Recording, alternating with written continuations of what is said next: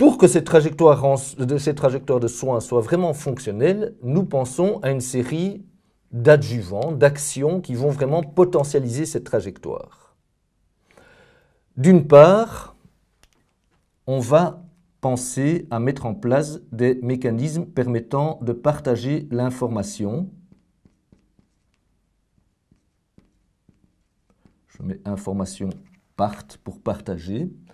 Soit un dossier partagé, soit les systèmes qui existent en Belgique avec ce qu'on appelle, où on partage l'information, on met l'information à certains endroits précis du système d'information pour le partager avec d'autres. Première action adjuvante. Deuxième action adjuvante, on va penser différemment le système de paiement. Je mets P-A-I-E-M pour paiement. On sait qu'aujourd'hui, le système de paiement est encore beaucoup trop centré sur un paiement à l'acte. On va essayer de développer un système de paiement plutôt forfaitaire, permettant de concevoir la prise en charge de toute la trajectoire et donc de financer de manière unitaire la prise en charge de toute la trajectoire d'une femme enceinte. Troisièmement, on peut envisager ce qu'on appelle en Belgique des concertations. Il s'agit en fait de réunions multidisciplinaires au domicile de la femme enceinte. Ces concertations rassembleront au domicile, avec la femme enceinte, les différents acteurs importants dans la prise en charge de cette femme enceinte. L'ensemble de ces actions adjuvantes,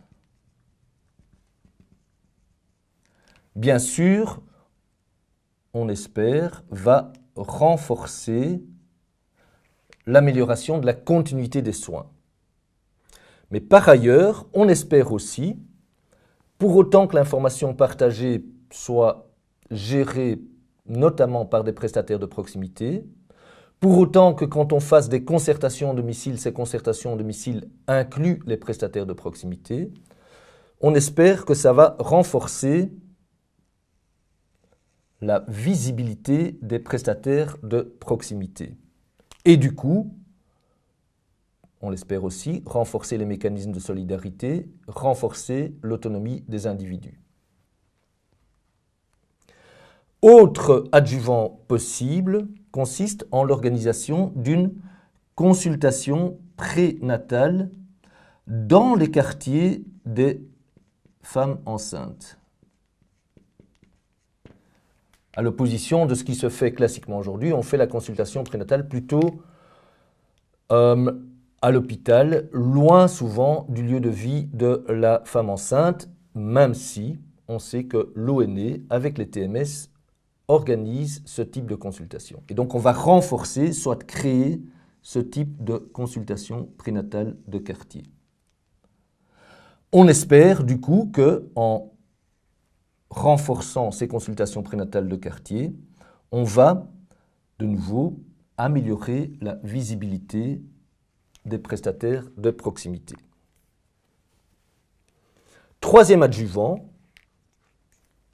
et notre schéma se complique un peu, on voudrait créer des audits de cas. Par audit de cas, nous entendons une discussion de cas qui auront été identifiés comme étant significatifs, discussion de cas avec l'ensemble des prestataires et des acteurs qui sont concernés par la situation qui nous intéresse. Donc je vais mettre ici audit pour faire court. Et cet audit, du coup, qu'est-ce qu'il va avoir pour effet? On l'espère aussi, il va avoir pour effet d'augmenter, d'améliorer la qualité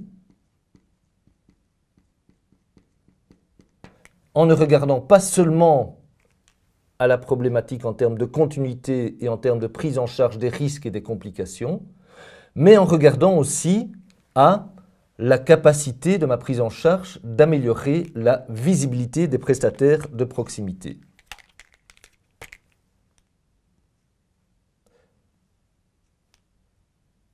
Et donc mon audit, on l'espère aussi, va permettre de s'intéresser à la visibilité des prestataires de proximité.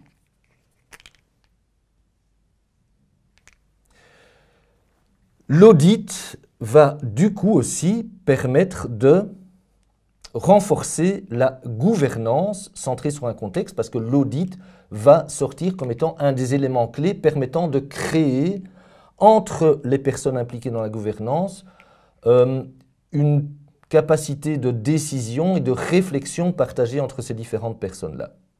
Et donc, je vais tâcher de faire une flèche vers la gouvernance.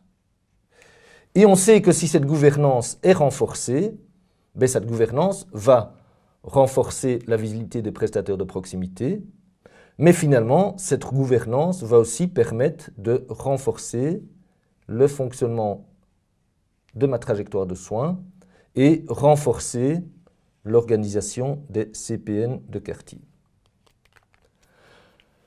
Nous avons donc terminé de schématiser notre théorie de changement, où pour rappel, nous sommes partis de ressources et d'enjeux.